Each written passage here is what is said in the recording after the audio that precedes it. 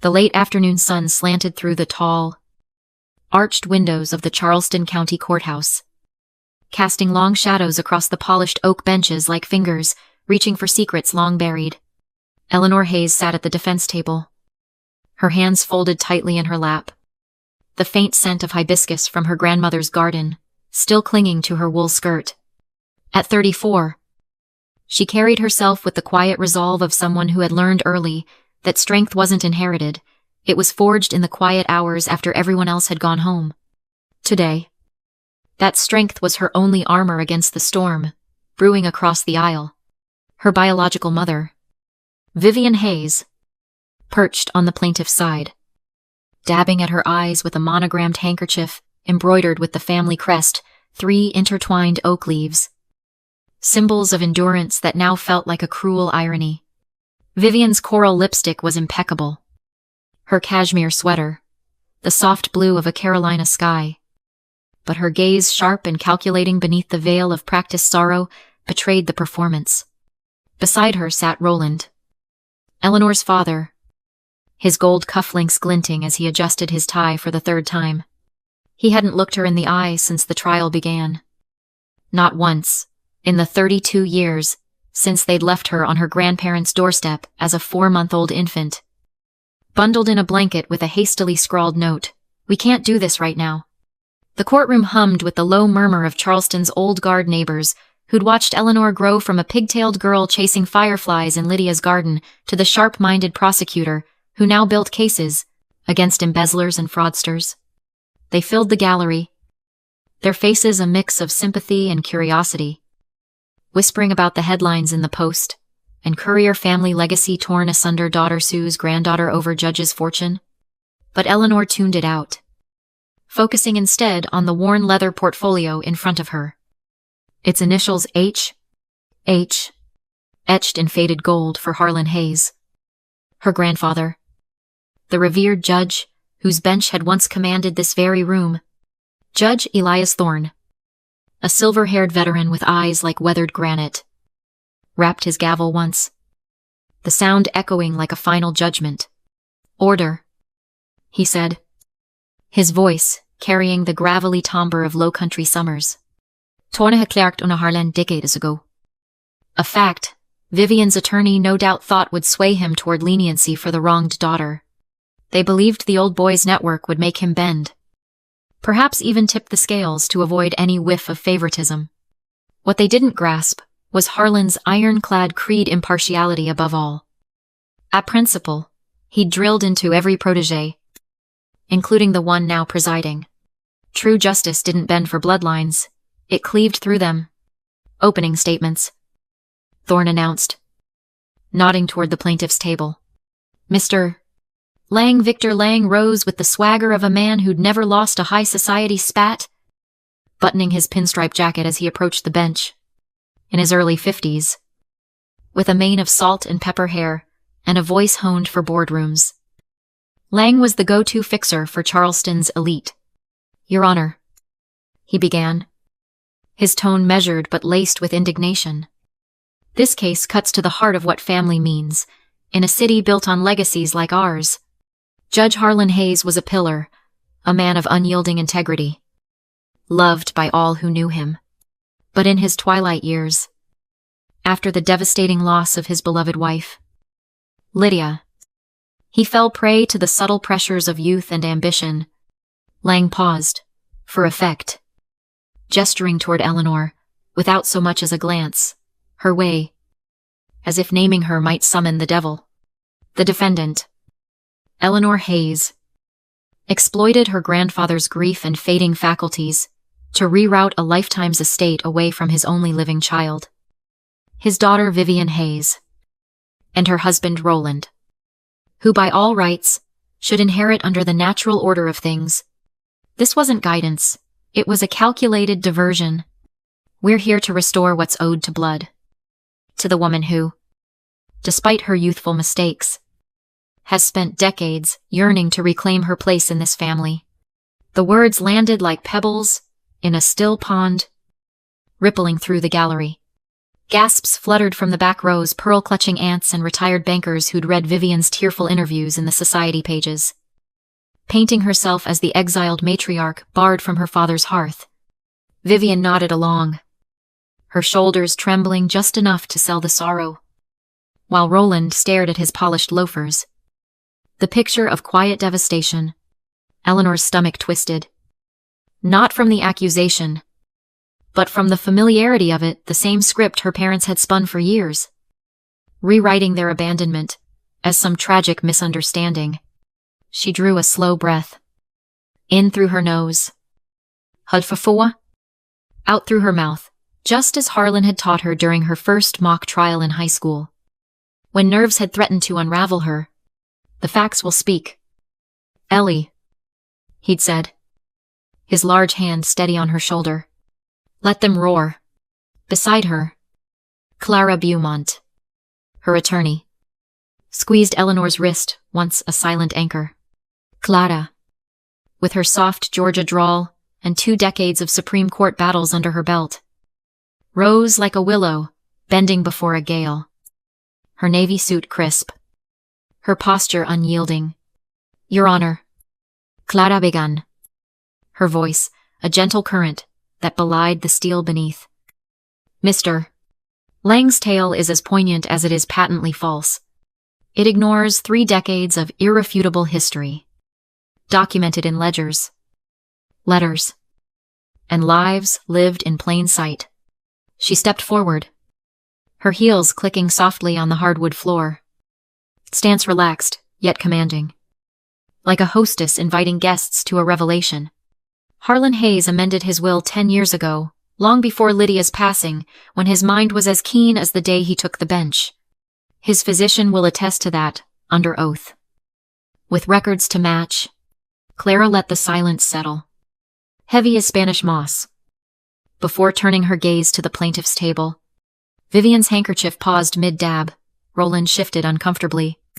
Vivian and Roland Hayes didn't merely drift from their daughter's life, they severed it at 4 months old, leaving her on Harlan and Lydia's doorstep, with nothing but a blanket and a promise they never kept.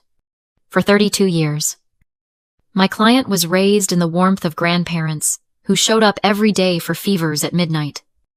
Recitals, under dim auditorium lights. The quiet ache of holidays without a mother's card. This isn't about undue influence, Your Honor. It's about honoring the family that chose to stay, the ones who built a home from absence, who turned a little girl's questions into lessons on resilience. The word stay hung in the air. A gauntlet thrown. Eleanor's pulse quickened. Memories flooding unbidden Sunday afternoons on the porch swing. Harlan's deep voice recounting landmark cases, while she traced patterns in the wicker, pretending the hollow spot in her chest was just the wind.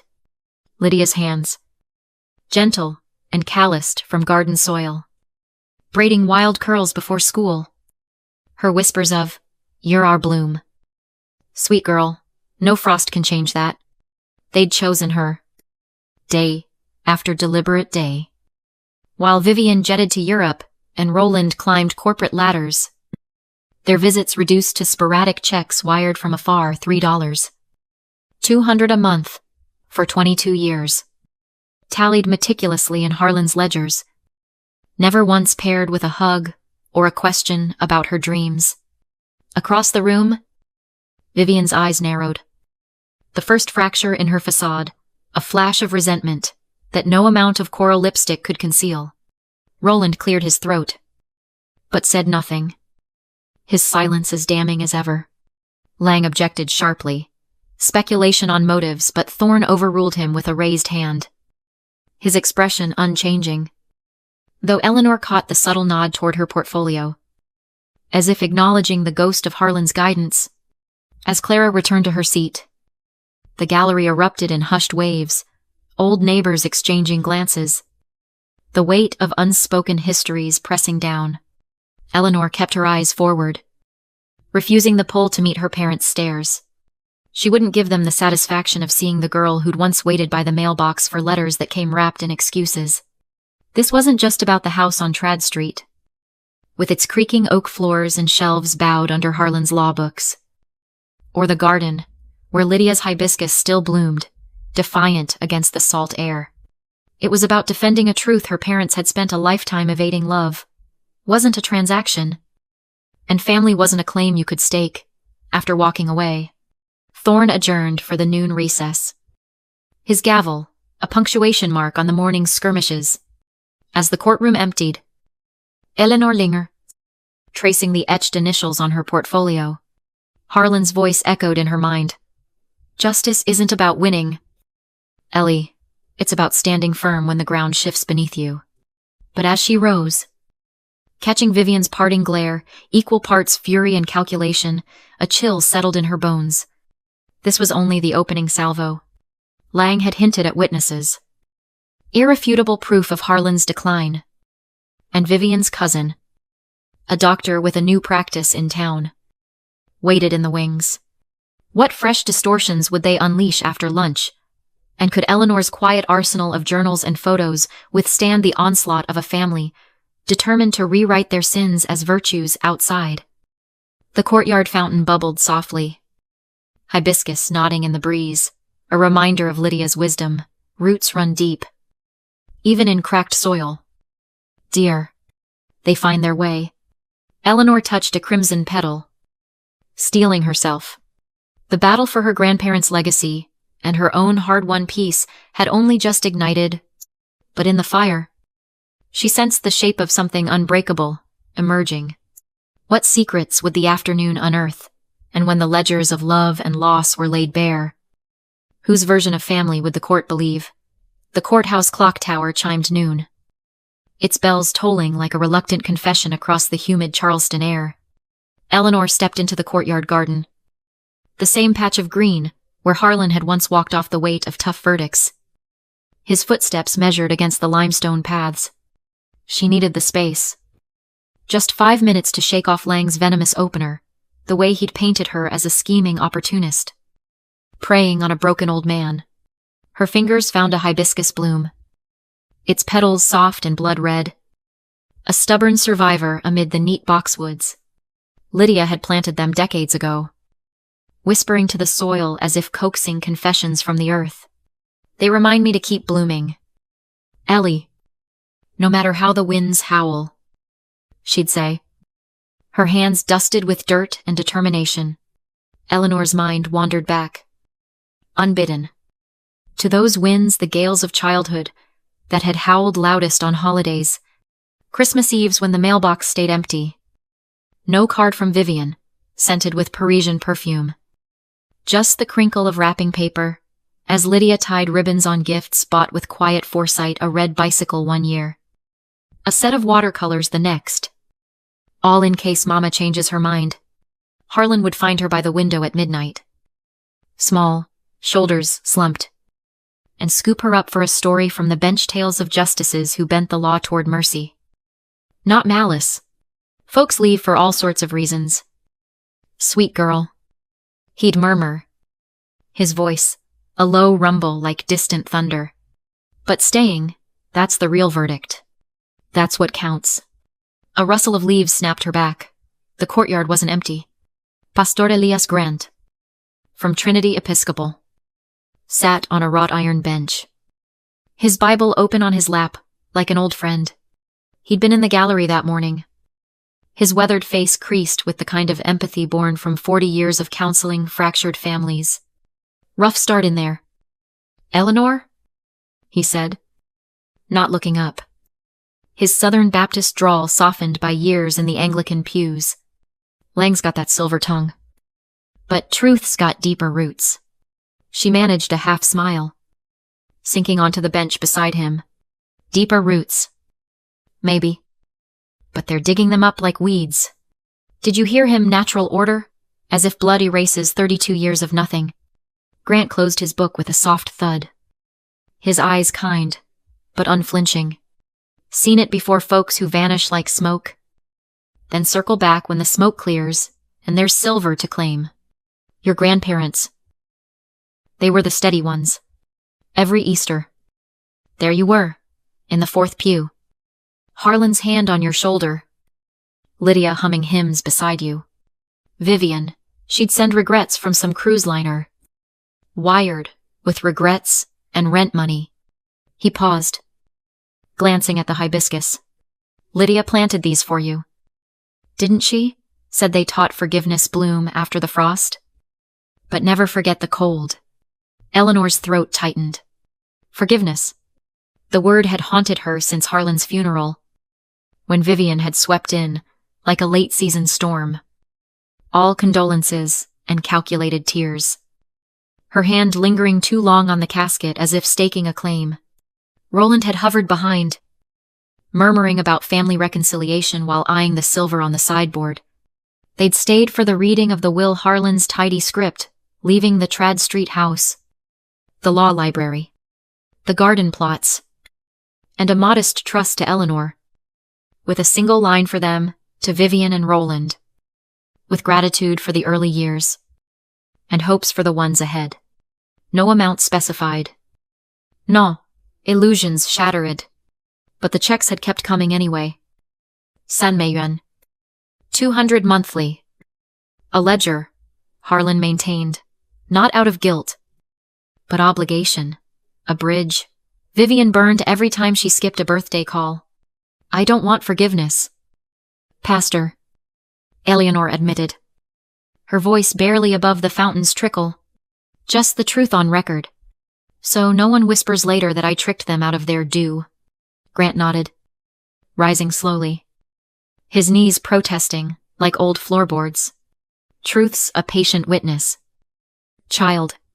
And you've got an army of them waiting inside. He squeezed her shoulder, echoing Harlan's touch, and ambled toward the doors. See you in there. Praying for fair winds. The recess bell rang, pulling her back to the fray. As she re-entered the courtroom, the air felt thicker, charged with the scent of polished wood and unspoken accusations. The gallery had swelled more neighbors. A cluster of Harlan's former clerks. Even Dr. Miriam Caldwell, who'd tended Lydia through her final illness. They nodded to Eleanor as she passed, their faces etched with the quiet solidarity of those who'd shoveled her walkways through winters and shared pot roast on Sundays when the house echoed too empty. Thorne reconvened with a rap of his gavel, his gaze sweeping the room like a lighthouse beam. Plaintiffs. Your first witness, Lang straightened. All business now. Signaling to a bailiff who wheeled in a cart, stacked with yellowed files and a projector screen. Your Honor. To establish the timeline of Judge Hayes's decline, we call Dr. Towningen, Thomas Caldwell, no relation to the defense's good doctor. He added with a wry smile that didn't reach his eyes. Dr. Caldwell, Vivian's cousin, entered with the brisk step of a man late to his own deposition. Mid-50s. Wire-rimmed glasses perpetually slipping down his nose. He adjusted them with an odd flick of his middle finger. A tic, Eleanor dimly recalled from a long-ago medical conference where Harlan had keynoted on elder care ethics. Caldwell settled into the witness box, swearing on the Bible with mechanical efficiency. Lang approached, his voice dropping to a conspiratorial timbre. Dr. Caldwell, you treated Judge Hayes in the months leading to his passing. Walk us through your observations. The doctor cleared his throat, glancing at his notes. I saw Harlan twice, last spring, March and April. He was concerned, confused about his finances, mentioning pressures around estate matters. In my professional opinion, he showed signs of vulnerability, suggestibility, if you will, to outside influences. The gallery stirred. A low buzz, like bees in a hive. Vivian leaned forward, her handkerchief twisting in her hands, eyes glistening with what might have been genuine fear or masterful theater. Roland placed a steadying hand on her knee, his first visible gesture of support all morning. Long pounced, projecting a timeline on the screen, blurred scans of bank statements, circled transfers, a shaky arrow pointing to escalating withdrawals post Lydia's death. And this influence. Lang pressed, his voice rising for drama. It came from the one person closest to him, his granddaughter, who controlled access, who isolated him from family. Eleanor's nails dug into her palms. Isolated Harlan had hosted barbecues till his knees gave out. Debated antitrust law with clerks over iced tea on the veranda. She'd driven him to those appointments herself. Waiting in the lobby with a dog-eared copy of Blackstone's commentaries. Never once hovering or hinting. But Lang's narrative wove a darker thread. A grieving judge. Mind-fraying. Puppeteered by the girl he'd raised into a woman who now guarded the strings. Clara rose like a tide turning. Her movements deliberate. A leather binder tucked under her arm. Your Honor. If I may interject before cross, Thorne nodded. Intrigued, Clara approached the bench. Her drawl thickening just enough to soothe. Like honey over gravel. Dr. Caldwell. You say you treated Harlan twice. Specific dates, March 12th and April 3rd. He replied. Adjusting those glasses again, that middle finger flick. Nagging at Eleanor's memory, like a half-remembered dream. And prior to that, your relationship with the Hayes family Caldwell shifted. His collar suddenly tight. I hadn't treated him before. My practice opened here 8 months ago. Clara's eyes gleamed. A predator scenting blood. With whom? Exactly. She slid a document toward the witness stand. A partnership filing. Crisp and damning. Objection, Lang barked. Leaping up. Relevance goes to credibility. Your Honor. Clara countered smoothly. And potential bias. Thorne leaned forward. Polishing his glasses with a handkerchief, a Harlan habit. Passed down like an heirloom. Overruled. Answer the question. Dr. Caldwell's Adam's apple bobbed. With? Dr. Miriam Caldwell. She's my wife? The courtroom inhaled sharply. Miriam Caldwell. Lydia's longtime physician. The one who'd certified Harlan's soundness of mind just weeks after these visits. Her reports unequivocal, cognitive function exemplary, decision-making unimpaired. Vivian's cousin. Married to the defense's star witness. The connections tangled like low-country vines. And Lang's face drained of color as Clara pressed on. Interesting family tree. Doctor. Now. Those prescriptions you wrote, Harlan. A mild sedative after your second visit. Requested by him, not? Exactly. Caldwell's voice cracked like thin ice. Vivian misses. Hayes mentioned his anxiety. Thought it might help? Anxiety Harlan never reported to his primary physician. Clara noted. Flipping to Miriam's records. Projected now in stark black and white.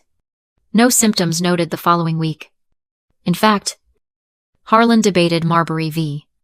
Madison over Sunday roast days before his heart gave out sharp as ever. The projection flickered, highlighting Caldwell's notes vague. Contradictory. A sedative script dated suspiciously close to a family consult Vivian had arranged. Whispers erupted neighbors who'd known Harlan's routines. Clerks who'd shared his final cases. Vivian's handkerchief dropped to her lap. Forgotten, Roland's hand withdrew. His eyes darting to the exit, as if plotting an early retreat. Lang objected furiously. Hearsay conspiracy theories, but Thorne silenced him with a glare. Admitting the records into evidence with a note for the transcript, potential conflict noted. As Clara returned to her seat, she murmured to Eleanor. That's the crack in their foundation. Darlin'. But they've got more coming financial ledgers. They say. Proving. Harlan. Abandoned. Vivian. Your move next recess. Dig into those journals. Eleanor nodded. Her pulse a steady drum. The afternoon sun dipped lower. Shadows lengthening across the bench like accusations stacking up. Vivian caught her eye then, a stare stripped of pretense. Raw, with something perilously close to hatred. How deep did this go? Had they coached Caldwell? Planted those doubts. All to reclaim a fortune they'd forfeited long ago. And what other witnesses lurked in Lang's cart? Ready to twist 32 years of steadfast love into a tale of theft, as Thorne called a 15-minute break. Eleanor touched the hibiscus petal, pressed in her pocket, a talisman from Lydia's garden. The roots ran deep. Yes. But in this courtroom thicket of thorns and half-truths, how much blood would it take to unearth the full, unforgiving story? The afternoon light filtered through the courtroom's tall windows in hazy shafts, turning dust motes into fleeting ghosts that danced above the witness stand. Eleanor settled back into her seat, the leather creaking softly under her, a sound that grounded her amid the rising tide of revelations. Dr. Thomas Caldwell's testimony still lingered like a bad aftertaste. His fidgety glasses adjustment replaying in her mind. That tick. It clicked now. A fragment from a charity luncheon years back, where Vivian had paraded her reconnected family for the society photographers. Caldwell had been there, arm in arm with his wife Miriam, Vivian's laughter ringing too loud as she toasted healing old wounds. Healing, more like salting them, Eleanor thought, her fingers tightening around the edge of her portfolio. If Lang thought a relative's whitewash would sway Thorne, he was betting on the wrong jury. The judge's eyes had narrowed during the cross, polishing his glasses with that deliberate Harlan rhythm. A silent signal that the scales were tipping. Thorne cleared his throat, his voice cutting through the murmurs like a well-sharpened blade. Motion for redirect. Mr. Lang. The attorney hesitated, his earlier swagger deflated, glancing at Vivian for cues. She shook her head almost imperceptibly, her coral lips pressed into a thin line, the handkerchief now crumpled in her fist like a discarded script. No, Your Honor, Lang conceded, retreating to his table with the grace of a man who'd stepped in something unwelcome. Thorne nodded once, his gaze sweeping to Clara. Defense calls its first witness. Clara rose smoothly, her binder exchanged for a slim stack of manila folders, Harlan's meticulous records, edges worn from years of review.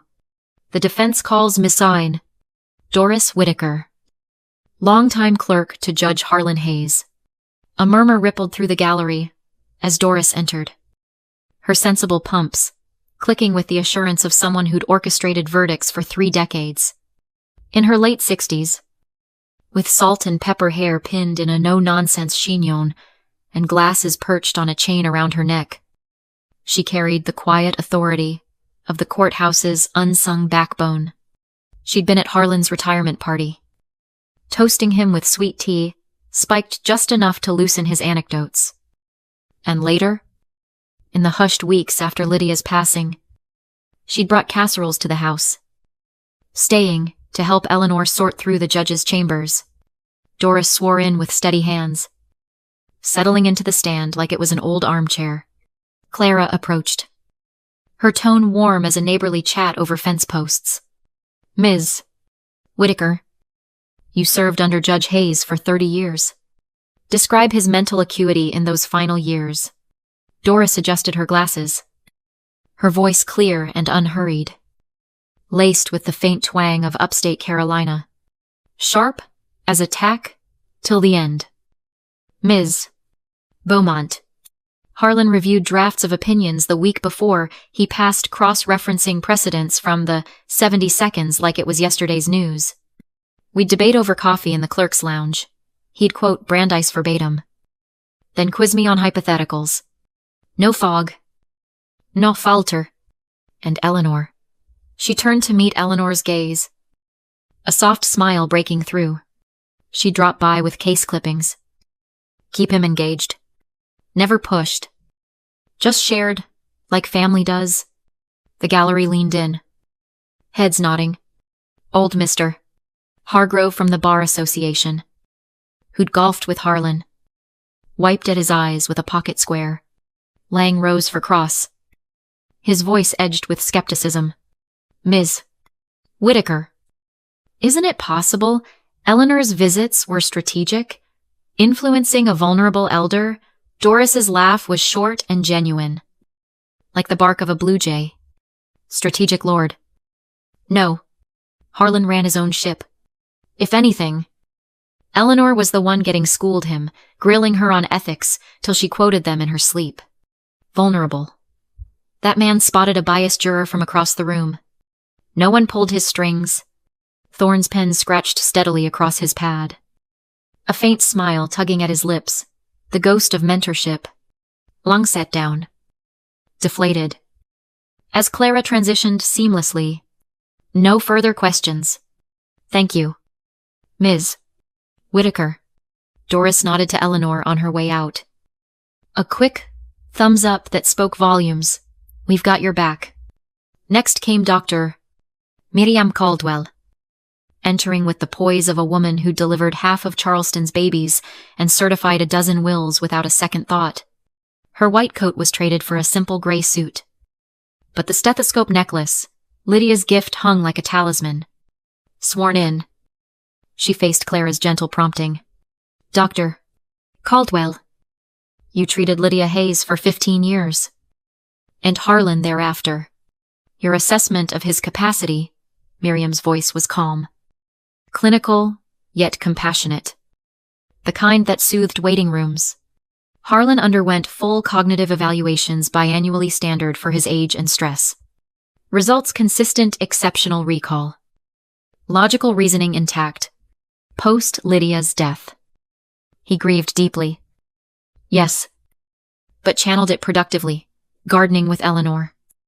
Mentoring clerks. The will amendment. Reviewed it with him. He was lucid. Deliberate. No red flags. Lang pounced again. Circling like a shark scenting chum. But your husband? Dr. Caldwell Thomas saw signs of confusion. Doesn't that suggest decline? Miriam's eyes flashed. Not with anger. But the quiet fire of truth defended. Thomas saw him twice.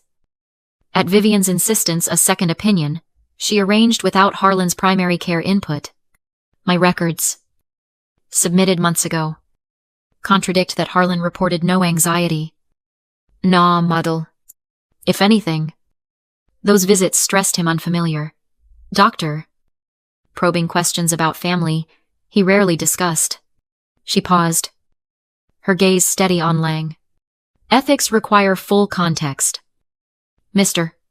Lang. Half-truths make poor medicine. The objection came fast. Speculation, but Thorne overruled it. His tone brooking. No argument. Relevance to bias. Established.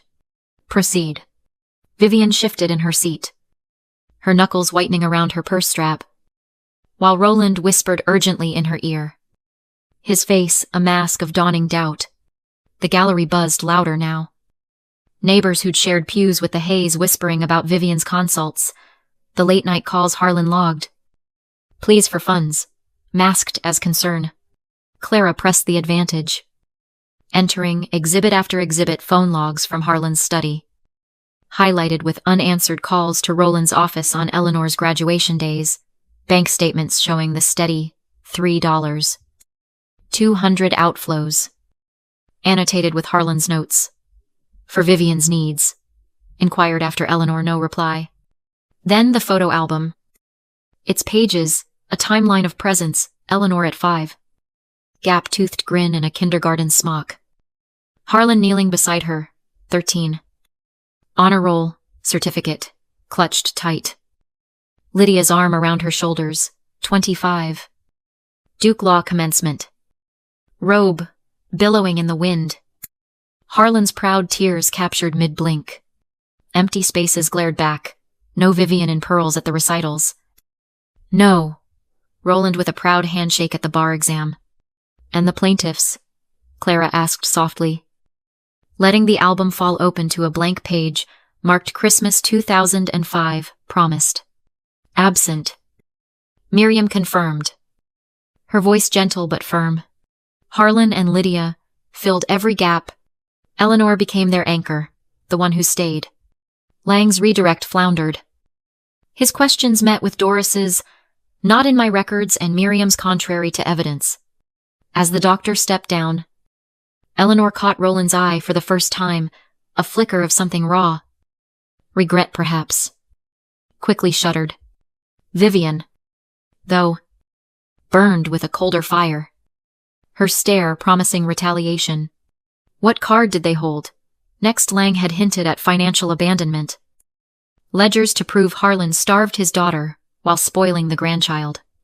But Eleanor knew those books better than her own heartbeat. Harlan's tidy columns, balancing duty against desertion. Thorne called a short recess, the clock ticking toward 4 like a countdown to confrontation. In the hallway, Clara pulled Eleanor aside, her voice low. They're fraying. Vivian's cousin's testimony cracked the facade. But Roland's up next. Lang'll paint him the distant dad, not the absent one. You ready for the journals? Eleanor nodded. But her mind raced ahead.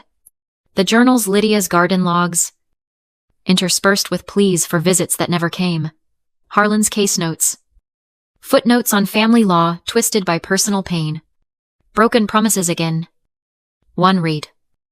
Dated Eleanor's 16th birthday. When Vivian's Mediterranean cruise trumped a cake and candles.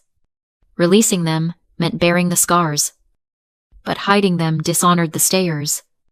As she sipped water from the fountain, overhearing Vivian hiss to Roland, push harder on the money trail, make it look like she bled him dry, a resolve hardened in her chest. This wasn't just defense, it was reckoning.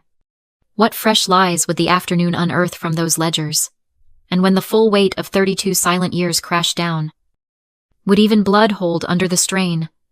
The recess bell echoed through the marble hallway like a judge's gavel in miniature, granting a fleeting mercy before the afternoon's heavier blows. Eleanor leaned against the cool stone wall, her water cup trembling slightly in her hand, not from nerves, but from the simmering fury of truths half unearthed. Doris and Miriam's testimonies had landed like well-aimed arrows, piercing Lang's narrative of a doddering Harlan ensnared by his granddaughter's wiles. The gallery had shifted palpably. Old Mr. Blown Hargrove from the Elks Lodge now whispered to his wife about Vivian's meddling kin. And Pastor Grant caught Eleanor's eye with a nod that said, "Steady on, child. The tide's turning." But victory felt fragile, like the first green shoots pushing through winter soil. Lang's cart of financial evidence still loomed, promising to repaint Harlan's generosity as favoritism. The steady checks to Vivian as abandonment twisted into spite. Clara appeared at her side, her face a map of quiet strategy. A fresh manila envelope tucked under her arm, Lydia's journals, the ones Eleanor had pored over in the dim light of the Trad Street attic, and their pages a chronicle of hope deferred. They're rattled. Clara murmured, her Georgia lilt a soothing balm. Vivian's scribbling like a cornered fox, and Roland's avoiding her gaze. But Lang's got one more ace, Harlan's personal ledgers. He'll claim they show Eleanor siphoning funds. We counter with the full context. Those $3, 200 months were duty, not debt. Eleanor nodded, but her eyes drifted to the far end of the hall, where Vivian and Roland stood in heated conference. Vivian's gestures were sharp, her free hand slicing the air as she jabbed a manicured finger at her husband's chest. Roland's shoulders hunched, his whispers defensive, laced with the exhaustion of a man long weary of playing the enabler. For a heartbeat, Eleanor saw the echo of her own childhood, overhearing their arguments through thin hotel walls during those rare visits. Vivian railing about Daddy's cold shoulder, while Roland promised, "We'll fix it, dear. Just need time." Time. 32 years of it. And here they were, suing for scraps of a legacy they'd left to wither. The bell rang again, summoning them back. As the courtroom refilled, the air thickened with anticipation. The scent of oiled wood, mingling with the faint perfume of hibiscus, Eleanor had tucked into her lapel a sprig from Lydia's garden, pressed flat and defiant. Thorne took the bench, his presence commanding silence with a single arched brow. "Plaintiffs, proceed with your financial exhibits." Langros, recovering his poise like an actor shaking off a flubbed line. Wheeling forward, a projector cart laden with spreadsheets and scanned checks. Your Honor. These ledgers, straight from Judge Hayes's study, paint a stark picture of neglect turned to manipulation.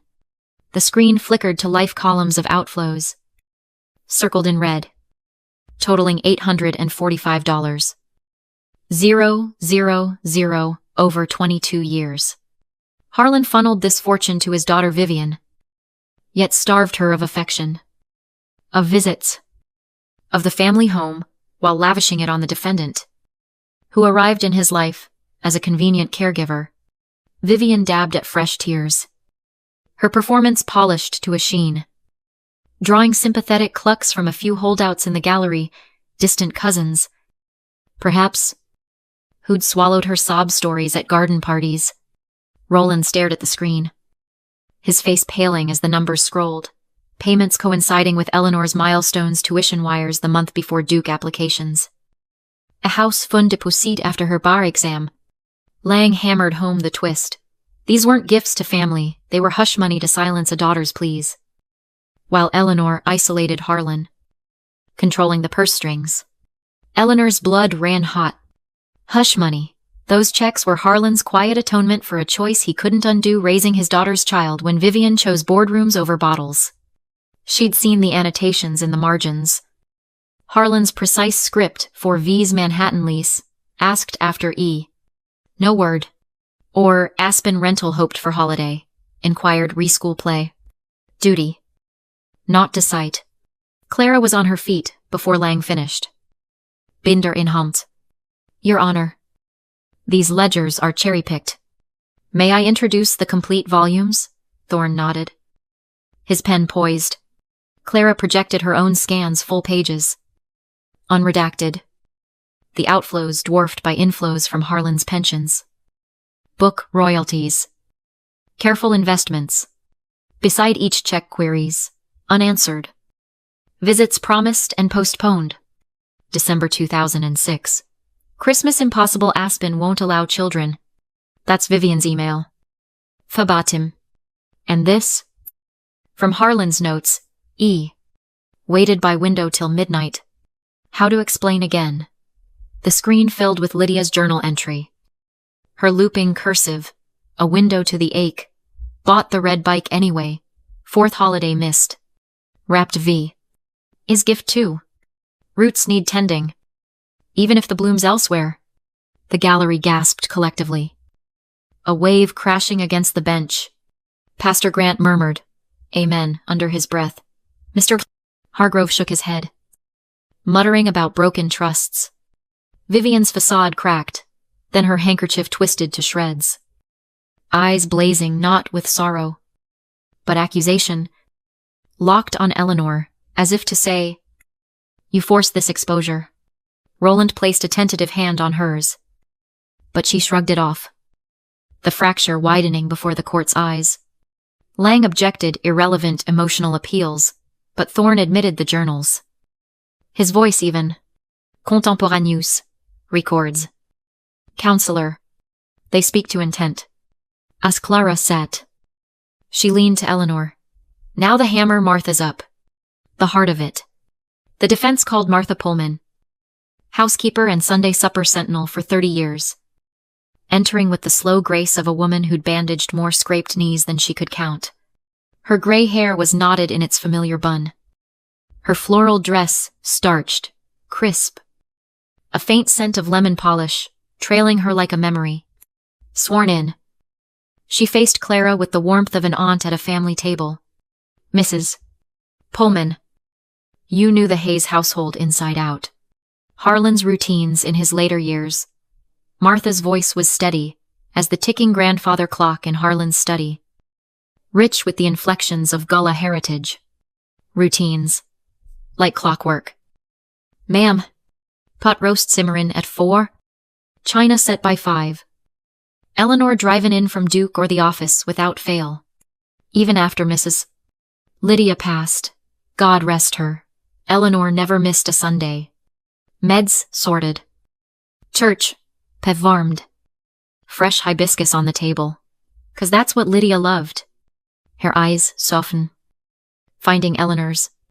Girl'd bring the lemon poppy seed cake herself after that baked it, just like Lydia taught. Zest and all. Harland beam, like a boy with a new pony. The image bloomed vivid Eleanor at 22. Law books, piled in the passenger seat. Racing through low-country dusk to the house on trad. Flour dusting her apron as she folded batter gentle. Harlan's stories unfurling over the meal cases from 72. Ethics debates that stretched till stars pricked the sky. Lang crossed. His tone probing. Mrs. Pullman. Didn't Eleanor control visitors, keep Harlan from his daughter? Martha's chuckle was deep and disbelieving. Rippling through the room. Control Harlan was the captain. Sir decided. Every knock. Every call. Eleanor. She honored his peace. That's all. Vivian rang twice a year. Maybe always bout funds. Never, how's the girl? Roland. Never heard his voice cross that threshold. Not in 30 years. Objections flew. Opinion, but Thorne denied them. His gavel. A punctuation of patience. As Martha stepped down, the gallery swelled with quiet applause. Quelled only by Thorne's raised hand. Vivian bolted upright, her chair scraping like a cry. But Roland pulled her down. His whisper, urgent. Not here. Viv, not like this. The damage was done. The narrative of isolation shattered. Replaced by one of deliberate distance. Self-inflicted. Thorne adjourned for the day. The sun dipping low, casting the courtroom in amber judgment. In the emptying hall, Eleanor overheard Snatch's neighbors vowing affidavits. Clerks digging for more logs. Clara clasped her shoulder. Tomorrow, your stand. And Lang's got Roland cued, expect the absentee father act. Laced with regret. But as Eleanor gathered her things, Vivian approached. Her steps measured. Eyes twin storms. This isn't over. Eleanor. She hissed. Low enough for only them. Blood doesn't wash away with tears and journals. You'll see tomorrow. When the money trail leads right to your door. Eleanor met her chaza, chin lifting like Lydia's hibiscus after rain. It never was about blood. Mother, it's about the silence you chose. And tomorrow, let the ledgers finish speaking. Vivian recoiled as if slapped. Roland trailing her like a shadow grown weary. What fresh distortions waited, with Roland's testimony, the business trips recast as sacrifices, the absences as accidents, and when Eleanor took the stand, bearing her Sundays and scars, would the court see the thief Lang painted? Or the granddaughter who simply stayed? The night stretched heavy with unanswered verdicts. The house on trad, waiting like a sentinel. Its walls whispering of battles, yet to break. The morning sun rose over Charleston like a reluctant witness, gilding the spires of St. Howland, Phillips, and casting a reluctant glow into the courthouse windows. Eleanor arrived early. The streets still hushed, save for the distant cry of gulls wheeling over the harbor. Sleep had been a fitful visitor the night before, tossing in the four-poster bed on Trad Street. The house's creaks, echoing like Harlan's unanswered calls. The journal's pages fluttering in her dreams like accusations unbound. Vivian's parting shot in the hallway, blood doesn't wash away, had burrowed deep. Not as a threat, but a reminder of the chasm they'd both pretended didn't exist. 32 years of it. And still, her mother wielded absence like a weapon. Sharpest, when it circled back to claim what it had forsaken. Clara met her at the steps. 2 steaming coffees in hand. Her face etched with the quiet resolve of a woman who'd stared down appellate courts without flinching. Slept like a baby, she quipped, handing over the cup black. 2 sugars. Harlan's old habit. Like a judge on the eve of sentencing. Eleanor replied, managing a wry smile. Roland's up first. Lang'll humanize him, the road warrior, Dad. Sidelined by circumstance. Clara nodded, her eyes scanning the gathering crowd outside. More locals now. Word, spreading through church bulletins, and coffee clatches. The Post and Courier's follow-up piece, Hayes airs at odds, a legacy in limbo, fanning the flames. Pastor Grant waved from the steps. Bible underarm, Doris Whitaker chatted with Mr. Hargrove. Their heads bent in solidarity. We've got the momentum, Clara said. But today's the gut check. Your testimony closes our case, Rav. Real. No polish. Let him see the girl who baked lemon cake through law finals. Inside. The courtroom filled to capacity. The air humming with the low thrum of anticipation. Thorne entered with his usual gravitas. Glasses perched like a sentinel on his nose. And called the session to order. Lang wasted no time. Rising with renewed vigor. As if Martha's unflinching account of Sunday silences had been a mere detour. The plaintiffs call Mr. 8. Roland Hayes. Roland approached the stand, with the measured gait of a man navigating a minefield. His tailored suit, impeccable. Tie knotted tight, as his composure. In his late 50s. With silver threading his temples and lines etched deep from boardroom battles. He swore in with a steady hand. Though Eleanor caught the tremor in his fingers, the same one she'd seen as a child. Gripping the steering wheel, during those obligatory overnights. When he'd deposit her back at Harlan's door by dawn. Citing early meetings, he avoided her gaze. Fixing instead on Lang, who opened gently. Like a confessor, easing into a long-held sin. Mr. Hayes. Lang began. Voice warm, with feigned empathy. Tell the court about your relationship with your daughter. Eleanor. Roland cleared his throat. The sound amplified in the hush. Distant. I'll admit. Life. It pulls you in directions you don't expect. Vivian and I were young, 24, when Eleanor came. Careers starting. Moves to New York. Then Chicago. We thought Harlan and Lydia could give her stability while we got our footing. He paused, glancing at Vivian, who nodded encouragement. Her eyes brimming afresh. I attended what I could birthdays. When schedules aligned. Sent gifts. Called when overseas. But yes. I regret the miles. The time lost. The gallery softened. A few nods from the back, sympathy for the provider father. Stretched thin by ambition. Lang projected a timeline, flight logs. Conference agendas. Wires for Eleanor's tuition. Time-stamped against missed events. And the will Lang pressed. Did Eleanor ever discuss it with you? Hint at influencing Harlan. Never directly. Roland said. His voice gaining strength. But after Lydia passed, Harlan changed grief. Does that? Eleanor was there constantly. Handling papers. Visitors. I worried she was steering him. Away from us. From blood. Eleanor's chest tightened. The old ache flaring. Steering. She'd balanced his checkbook. Yes. Entries for Lydia's medical bills. Garden supplies. The occasional treat for a clerk's retirement. But the will, Harlan had shown it to her over tea one autumn afternoon. 10 years before Lydia's illness. His hand steady as he explained. Not spite. Ellie. Clarity. They chose their path. You've chosen ours. No secrets.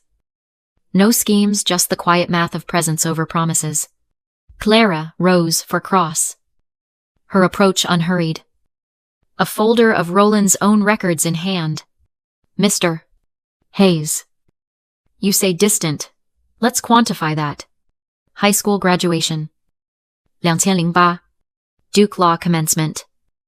2014. Bar exam passage. 2017. Attended. Annie Roland shifted. The wood creaking under him. I was traveling. Business. Clara flipped to emails. Projecting 1 September 8. 2012. Ceremony conflicts with Mediterranean cruise. Send regrets. This from your account to Harlan. And Duke, your response to his invitation. Congrats, via wire client dinner in London. Ever visit Eleanor's home, the one you're suing to claim silence stretched? Taut as a bowstring. Roland's eyes darted to Vivian. Then the floor. Not. Recently. No. The murmurs swelled, Pastor Grant shaking his head. Doris Whitaker's lips thinning in disdain. Clara pressed on. Relentless. But kind. And the $845. 000. Harlan's ledgers note inquiries with each check. How's E? Unanswered. Mostly. One reply. 2005. Fine, focused on studies. Don't need visits. That yours? Roland's face flushed. The mask slipping. Vivian handled correspondence. I provided tuition. Allowances. That's fatherhood. Is it? Clara etched softly, turning to the bench. Your Honor. Exhibit 47. Roland's travel receipts. 0 flights to Charleston for Eleanor's milestones. Business. Yes, but weddings in Aspen. Golf in Scotland. Fatherhood. By proxy. Thorne's pen paused. His gaze piercing. Lang's redirect faltered. Roland's regrets ringing hollow against the receipts. As he stepped down, Roland finally met Eleanor's eyes, a flicker of something unguarded. Shame, perhaps. Quickly shuddered. Vivian's hand clamped on his arm, pulling him back to their table. Her whisper venomous. You let her twist it. The defense called Eleanor next. The moment arriving like a storm she'd long seen gathering. Swearing in. She felt the room's weight, the gallery's expectant hush. Clara's steady nod. Thorne's impartial stare. Clara approached. Voice low and guiding. Miss Hayes. Allegations. Swirl manipulation. Isolation. Financial gain. Respond in your words. Eleanor drew breath. Harlan's lesson steadying her facts roar. Ellie. Let yours. Gain. I've prosecuted fraud for 8 years. Cases worth millions. If money drove me, I'd have chased easier marks. But Sundays. Those weren't transactions. Her voice held. Clear as harbor glass. Every week. Rain. Or finals. I'd drive in pot roast at 5. Harlan's stories till dark. After Lydia. I baked the lemon cake. Her recipe etched in my bones, fold gentle. Zest bright. He grieved. Yes, but lucid. Laughing over Brandeis till his eyes shone. The will, he shared it openly. 10 years back. You stayed. Ellie. He said. That's the legacy. The gallery leaned in. Breaths held. Lang crossed. Circling. You controlled access, kept Vivian away. No. Eleanor countered. Meeting his eyes. Harlan did. He logged her calls twice yearly. Money first. I answered doors. She never knocked on. Lang pushed. And the funds you benefited house. Trust. Benefits of care. She replied. I shoveled walks. Tended Lydia's garden. Balanced books he couldn't lift after his hip. Not control love. The kind that stays. Thorne adjourned for lunch. The air, electric. In the hall. Clara pulled her aside. Lang's conferring expect a settlement whisper. 50-50 split. For family peace. Eleanor shook her head. Stale in her spine. No? Truth? Or nothing? Post-recess. Lang approached the bench with Clara. Murmurs rising. Tarna listened. Then nodded. Back at the table. Clara confirmed. Dropped if you cover fees. Vivian's terms blood over law. Eleanor's refusal was swift. Her voice carrying, not for sale. Vivian's face twisted fury, unmasked, as closing arguments loomed.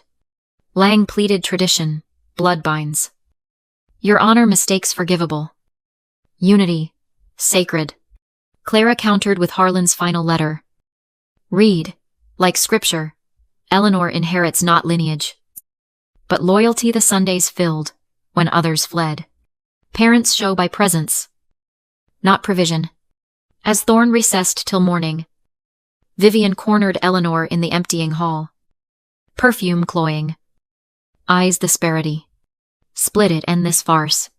For June's sake, unity. Like she preached. Lydia. Eleanor corrected. Chin high. And unity.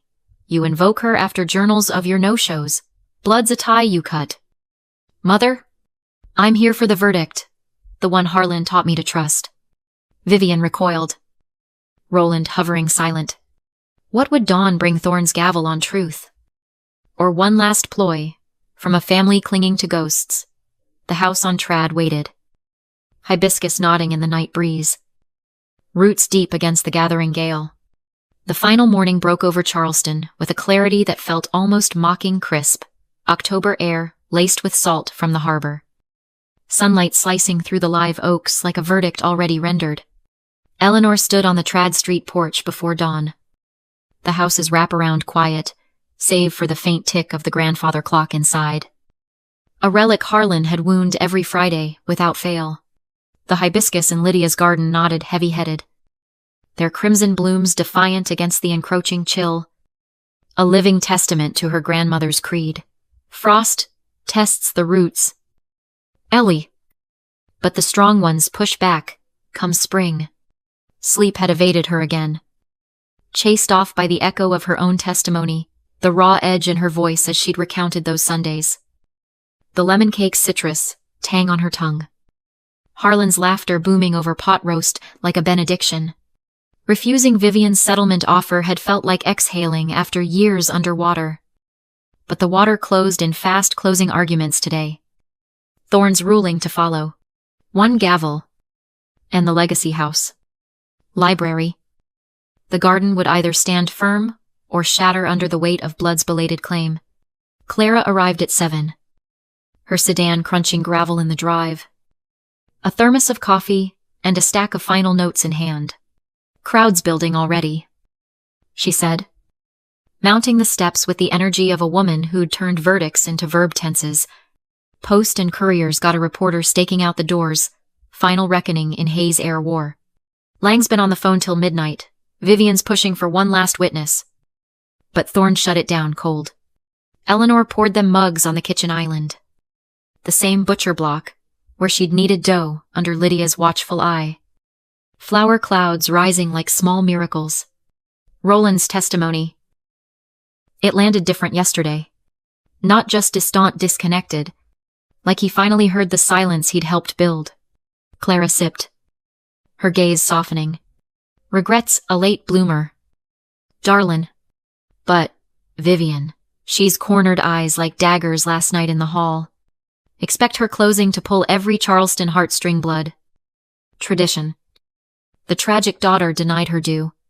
She set the mug down. Flipping open her notes. We counter with Harlan's letter. Read it like gospel. Presence over provision. Then you sit tall. Thorne's no fool. He clerked for your granddad. He'll see the truth through the theater. Benign. The courtroom swelled to standing room. Only Charleston's pillars packing the benches. Elks Lodge veterans in seersucker. Trinity's choir ladies with hymnals as fans. Even Harlan's old rival from the circuit court. Judge Harlan's benchmate. Who'd driven in from Beaufort. Pastor Grant held court in the back row. His Bible open to Proverbs on wisdom scales. Doris Whitaker and Martha Pullman flanked Eleanor as she entered. Their presence, a quiet phalanx. While Mr. Hargrove slipped her a peppermint from his pocket, for the sweet taste of justice. Girl. Vivian and Roland sat rigid across the aisle. Her coral lipstick reapplied to armor, her pallor. His tie askew for the first time. A subtle unraveling. Thorne convened with a gavel that cracked like fate's own door. His face impassive as weathered palmetto bark. Closing arguments. Mr. Lang. Langrose. Buttoning his jacket with theatrical flourish. Approaching the bench like a preacher, mounting his pulpit. He paced slowly. voice dropping to that honeyed timbre that swayed juries in divorce courts and deed disputes. Your Honor, this isn't a contest of ledgers or logs, it's the soul of family, woven into the very fabric of Charleston. Blood isn't a contract to be renegotiated after decades. It's the unbreakable thread binding Harlan Hayes to his only daughter. Vivian. Yes. Mistakes were made, youthful wanderings, careers that demanded sacrifice. But what parent hasn't stumbled? Harlan himself preached mercy from this bench, forgiveness for the repentant. Yet here, his legacy is hijacked by a granddaughter who, however well-intentioned, inserted herself as gatekeeper, turning grief into gain. He gestured grandly to the gallery. Invoking ghosts. Ask Pastor Grant unity over division. Ask our neighbors who've watched this family fracture the coal crest on Vivian's handkerchief. Those oak leaves of endurance. Now trampled under accusations.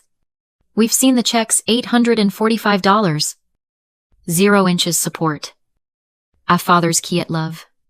Deny that. And we deny the sanctity of blood. The natural flow from father to daughter. Restore it. Your Honor. Let tradition heal what time tore asunder.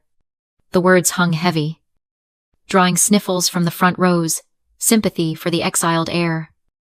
Vivian's eyes glistening on cue. Roland's hand finally finding hers in a show of solidarity. Lang sat with a nod to Thorne. As if the scales had tipped irrevocably. Clara rose then, carrying only Harlan's letter, a single folded sheet. Edges softened by years in his desk drawer. No theatrics. No pacing. She unfolded it at the bench. Her voice, a steady river-carving stone. Your Honor. Mr. Lang speaks of blood and tradition. But Harlan Hayes's life was a testament to choice over chance. This letter, penned 2 weeks before his passing, isn't rhetoric, it's his final word. She cleared her throat. The Georgia lilt, giving way to Harlan's cadence, as she read Eleanor. You inherit not from lineage, but loyalty. When Sundays grew long after Lydia's light dimmed, you filled the table without fail, driving through storms. Law books, in tow. Cake warm from your hands. Vivian and Roland received provision $845. 000 over years. Wired with questions they left unanswered. How fares our girl? Parents aren't defined by biology's accident, but presence's promise. You shows us daily. We choose you eternally. The courtroom stilled. Breaths suspended. Clara folded the letter, placing it on the exhibit table like an offering. Evidence abounds, journals of promised visits that faded like morning mist. Phone logs echoing with unreturned calls. Photos framing milestones, where plaintiffs appear only in absence. This case isn't division, it's definition. Family isn't the tie that binds by birth, but the hands that hold through hardship. Harlan chose Eleanor because she stayed through fevers and finals. Grief and graduations. What kind of kin sues the child they surrendered? Claiming mercy, after decades of desertion, Your Honor. Honor the man who taught this bench. Justice weighs acts, not accidents. Let presence prevail. She returned to her seat amid a swell of murmurs approving now. The tide fully turned. Pastor Grant's amen carried clear. Martha dabbed at her eyes, whispering to Doris. That's Harlan talking. Sure, as sunrise. Vivian's composure shattered her chair, shoved back as she rose halfway. Face ashen. But Roland yanked her down. His whisper, fierce. Sit, it's over. Lang conferred urgently with them. Heads bent. But the fracture was seismic. Blood's bond. Strained to breaking. Thorne removed his glasses, polishing them with that familiar handkerchief ritual. The room holding its collective breath, like a congregation at the sermon's peak. Having weighed the evidence testimonies from clerks and kin, ledgers of love and loss, journals that chronicle choice over claim, I find Judge Harlan Hayes's will executed in sound mind, with full intent and capacity. No undue influence mars it, only unwavering clarity. His gaze settled on Vivian and Roland. Steady, as Harlan's own. The plaintiff's suit is dismissed with prejudice. Furthermore, under statute for actions lacking substantial merit, they shall reimburse the defendant's reasonable attorney fees. The gavel fell sharp. Final. Echoing like a door, slamming on 3 decades of ghosts. Gasps rippled into applause, quelled by Thorne's raised hand. But the verdict lingered, vindicating as vinegar on a wound long salted. Vivian surged to her feet, face contorted in disbelief. This can't blood. But Roland pulled her toward the side exit, his arm around her shoulders, not in comfort, but containment. No parting words. No glance back. Just departure. The pattern unbroken. Lang gathered his papers in hasty defeat, avoiding Eleanor's eye as he slunk out. Clara squeezed her hand. Voice thick. Justice served. Ellie. Harlan's proud up there, polishing his own glasses. Tears traced Eleanor's cheeks, then not for the house secured. The fees repaid. But the quiet absolution, the stayers affirmed. The levers laid bare. Pastor Grant approached, enveloping her in a bear hug, roots held. Child. Lydia's hibiscus couldn't bloom prouder. Neighbors pressed in Doris with a fierce embrace. Martha pressing a Tupperware of lemon cake into her hands. For the table tonight. Tradition, lives. As the courtroom emptied, sunlight slanting golden across the now vacant plaintiff's table. Eleanor Linger, tracing the bench's worn grain. The inheritance paled against what it symbolized, validation that family was feet returning, not veins connecting. Tomorrow, she'd tend the garden. Cuttings from Lydia's vines to Harlan's grave. Tonight, bake the cake and dine alone at their table. The silence sweet, not hollow. 1 year later, the brass nameplate on her chamber's door still caught her unawares. The Honorable Eleanor Hayes. Etched bold against mahogany. South Carolina's youngest circuit judge at 35. The bench felt like home now, Harlan's cadence in her rulings. Lydia's patience in her pauses. That morning's case mirrored her own ghost. A grandmother's will contested by a son who'd vanished after his divorce, leaving his daughter to raise the child alone. Blood claims much, the attorney argued. But fairness demand. Presence proves. Eleanor interjected from the bench, her voice even, echoing Harlan. Counsel. Facts over. Feelings, logs, show 0 visits in 8 years. The will stands. The gavel fell light. The granddaughter inheriting not just assets, but affirmation. History rhymed. But justice rhymed truer. Adjourning, she retreated to chambers, fingers trailing Harlan's law tomes, their margins alive with his penciled wisdom. Ethics endure, so must we. Her phone buzzed Martha's weekly text, hibiscus rioting cuttings for the grave cake at 6. The house needed its people. She'd insisted post-verdict. Dusting photos of Sundays unbroken. Eleanor's Sundays, now brimmed with chosen kin, Clara and her clerks over pot roast. Doris with bridge tales. Pastor Grant with parables. The table groaning under laughter, where silence once sat. No calls from Vivian, rumors whispered of a quiet divorce. Roland retreating to a condo upstate. Vivian selling pearls to fund appeals that never launched. The space they'd occupied, filled sturdy, a garden expanded. Hibiscus hedging the fence, a mentorship program for young prosecutors. Echoing Harlan's clerkships. Judge Hayes. Her clerk poked his head in 4 o'clock custody Anderson matter. Boys' drawings are in. Eleanor's heart tugged the 5-year-old, caught in parental crossfire. Dad, appearing only for holidays. Mom frayed from solo shifts. In court, she studied the sketches, stick figures of Mommy and Nana by a house. No dad in sight. Mr. Anderson. She addressed the father directly. Voice, gentle steel. Children low absences like ledgers, unforgiven tallies. Who shows up shapes the story. His eyes widened. The ripple spreading, perhaps a change seeded. Evening found her at Magnolia Cemetery. Sunset, gilding the tombstones like a final ruling. Kneeling between graves. She laid hibiscus blooms, vibrant against marble. A slice of lemon cake, wrapped neat beside Lydia's stone.